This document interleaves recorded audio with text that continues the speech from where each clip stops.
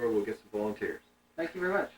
Here we are leaving the Chignecto Game Sanctuary from the field lab. We're going to be following these monitors out to an area where they're going to be getting a development, and to an area where they'll be getting a pre-spray, and to an area where they'll be getting pup counts. We're out here in the field now, in back of the Chignecto Game Sanctuary, where the monitors are going to do some field work. And here to my left is Art Doan. He's the chief technician here for the group of 14 individuals working out here. And, well, Art, I'll just let you carry on on what exactly these guys are going to do. Okay, first of all, Ron in the blue and Eric over here in the white, they're putting together pole pruners. There are 5 of them that can go together. We try to reach the upper third of a tree. Right now we're going to get a development, and we use a tarp if the budworm index is over 2.5, and you have to be careful that you get an exposed branch in the upper third of the tree. And they're just putting pole pruners together now, and I'm going to go over to get a development. These things look like they could be kind of tricky when you get 5 poles on them. Yes, especially if the wind's blowing. You have to be pretty strong to hit the tarp, especially. This is a 2-man operation generally? Yes, it is, yeah. Usually two man. After they get the branch on the tarp, they snip it up into a bag. They bag the branches for development if the index is over 2.5. If not, they just drop it on the ground, put it in a garbage bag. And this is taken back to the lab, and what I saw Rob doing, looking through the microscope and measuring head caps. That's right. That's right, yeah.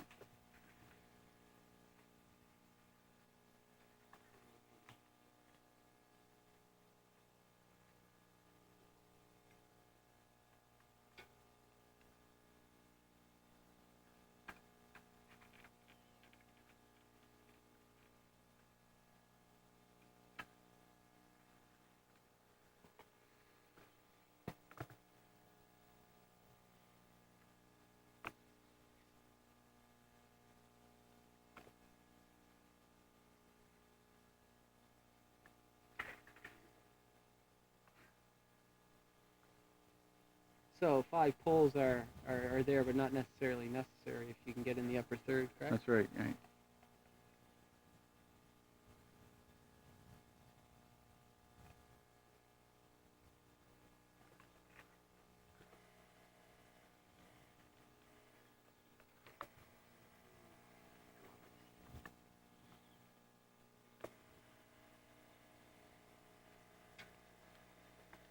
What they would do is take that branch, cut it up, put it into a garbage bag. If the index is under 2.5, if it's over, you put it in a paper bag and take it back to the lab.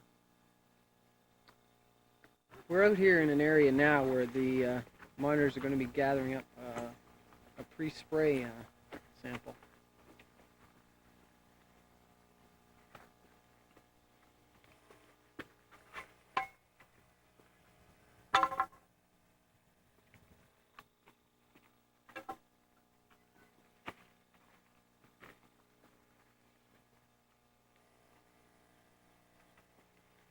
All right, what do these letters and numbers represent? Okay, in a pre-spray we set out 10 marked trees, and one 45-centimeter tip is taken from each of the trees. And during a pre-spray you have to be careful not to shake the branches to let the worms fall to the ground. You have to make sure you hit the tarp. And again, you take them back to the lab after they're bagged. And you have to be very careful that you get all the worms. So there are 10 trees per plot.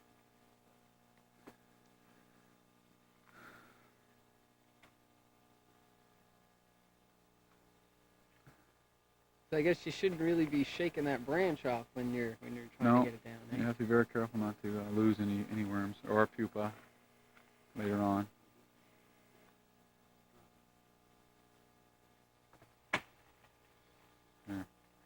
What it's going to do now is snip the foliage up into small pieces, putting it into a brown paper bag and marking the bag, indicating the plot as well as the area. As you can see, there's a worm that's fallen off the branch onto the tarp, and that worm is usually thrown off the tarp and marked on the outside of the bag.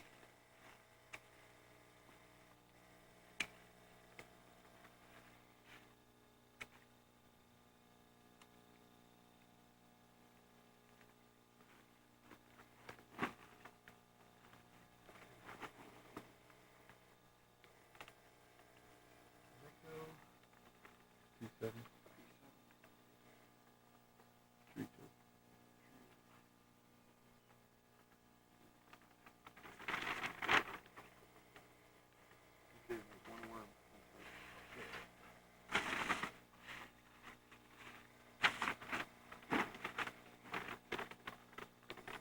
Should get all that. You pick up all the foliage. Make sure you pick it all up, yeah.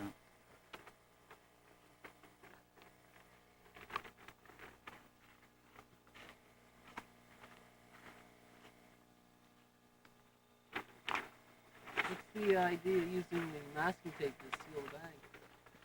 Well, you have to be careful that the worms don't crawl out of the bag, which they will if it's not sealed properly, because they have to go from here back to the lab, and you could have them in the back of the truck in the hot sun for a couple hours by the time you get back. So And they'll start crawling around inside the bag? yes, they will. Inside. Yeah, they'll crawl outside through any crack or opening. So make sure it's sealed very well.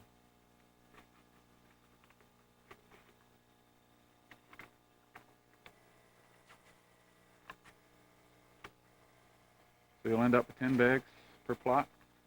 They're put in a garbage bag, flagging tape around the garbage bag indicating the area they're taken from, and back to the lab. We're back out here again, back at the Chignecto Game Sanctuary. Spraying has taken place, and we've come back to the same spot where we took the pre-sprays previously for pupa counts. And Art Doan is here with us again, and we'll just let him carry on what exactly is going on here. Okay, the method used to gather post-spray is similar to pre-spray. The exception being you take two 45 centimeter tips, and you usually come out when the budworm is pupated. At least 50% of the budworm is pupated. It usually occurs around the middle of July, and the same procedure is followed. The branches are snipped up, put in brown paper bags and labeled. Any pupa found on the tarp is put back into the paper bag and taken back to the lab. And what they're checking for here, of course, is mortality. In a pea plot, that is a plot that has been sprayed, you want some indication of the effectiveness of the spray. What's the point in taking two branches on the pupa as opposed to one branch on the pre-spray? I think it gives you a better sample, better indication of mortality. So we're talking statistics here. Yes, yeah. Looks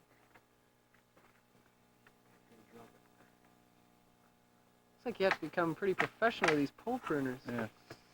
Just make sure you hit the tarp, and on a windy day that can become a problem.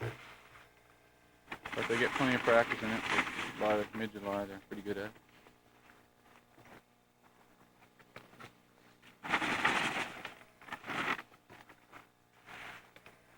How many P plots and C plots, like in the area that you look after, would you say you had? Okay, that varies per cluster. There were 15 clusters that I have, and depending on the size of each block, the number of P's and C's vary. In a big plot like this one, Chignecto, I have 10 P's and 10 C plots. So it varies anywhere from a single plot to up to 10.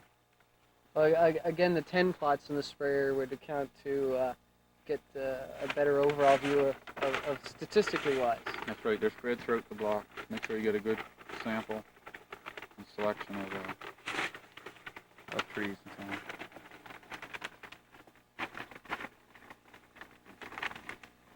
What, well, I heard this term instar. Right? What instar would these would these worms be in when you come out for these pupa counts? At this stage, approximately 50% of the budworm are in the 6th instar, or the pupa. 50% are 6th and 50% pupa. Okay, pupa would be the 7th instar, and the moth would be the next instar, okay, or the 8th. So you try around the middle of July. Usually, you have 50% pupa.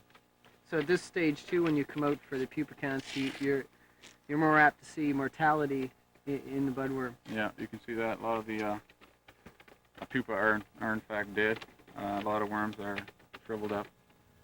You can see the effect of the spray where the gut tract is shrunk, and it's a lot easier to see what effect the spray has had. We're out here today during a spray session. We're at or near one of the spray blocks which will be sprayed here. As you can see, it's a high overcast day. Temperature's low, the humidity's up. That's why we're out here in the middle of the day. During this type of climate, we can continue spraying most of the day long.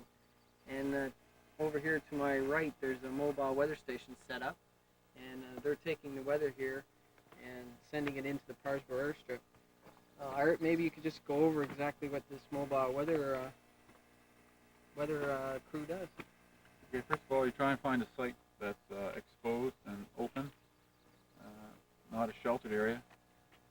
And what Ron's doing now is using a sling psychometer, which is trying to determine the RH factor. He's used distilled water on the wet bulb. There's a wet and dry bulb reading, and he'll spin that around for approximately a minute and take the difference between the readings, wet and dry. Use a conversion chart to figure out the relative humidity, which is important when you're spraying. There's certain limits which are allowed. Eric is using an emitter, or wind speed indicator, and again, wind is very important. During the spray, you cannot go above a certain level, and this particular instrument reads in knots, and again, he has a conversion chart for kilometers. What are the parameters for spraying, Art? Well, you try and the wind, for example, has to be no higher than approximately 15 clicks. Clicks? And what's clicks? kilometers per hour. And as far as the wind is concerned, you don't like conditions that are real calm as well, because the spray doesn't come down as well in calm conditions. The temperature he has to take. You can't spray when it's too hot, for example, after 10 or 11 o'clock on a hot day, because of the heat units, convection currents, and so on. You get the spray will rise. So all these factors are taken into consideration when you're spraying. So it's 18 degrees Celsius for temperature, 35 to 95% relative humidity, and winds at less than 15 kilometers? Yes, that's right. And what happens after you take all this? Is this noted or sent anywhere? Every 15 minutes this is done, and it's called in, radioed in to the airport from all your sites, and they note this as well and determine whether or not to send the planes out if the factors meet the requirement. Right now, Eric is using the radioing the airport and giving them the conditions that he's just. Parrsboro Airport. This is Chignecto weather station. This must be similar to the portable system FM set up there. Roger. Is that correct? That's right. At 12:15, we have a temperature of 16. The winds are from the east, median of 5, with no gusts, and the RH is 7.2. We have no rain, no dew. Over. Roger, Parrsboro. That's a check. Parrsboro clear. Usually you give another 2 to 3 readings after spray is completed, and they usually send them home probably half an hour after the last spray session. So what time in the AM do you usually come out and start taking a trend? Okay, the monitors have to they usually leave the lab 3 to 3:30 to get out to a site. Some sites take an hour to get to. The first weather reading usually goes in at 4:30, 4:15 or 4:30, and the actual spraying probably doesn't begin until 6:30, sometimes 7 o'clock by the time the conditions are right. But they have to monitor the weather over a period of time so they can get some trend. And they can go up till 10 o'clock in the morning. And then usually they come back by 6 o'clock that evening. They'll give it the next weather report, 6 or 6:30. And they can spray right up to dark if the conditions are good. This has been an unusual day being out here pretty much in the mid-afternoon taking weather, kind of tiring. Yeah, some of the monitors put in 18, 20 hours a day, and that can go on for a period of a week or so. So they get pretty tired, but they're a hardy group. Oh, well, thanks very much for your time, Art. You're welcome, thank you. We're back here at the Parrsboro airstrip, and on my left is Jim Burgess. He's the airport manager.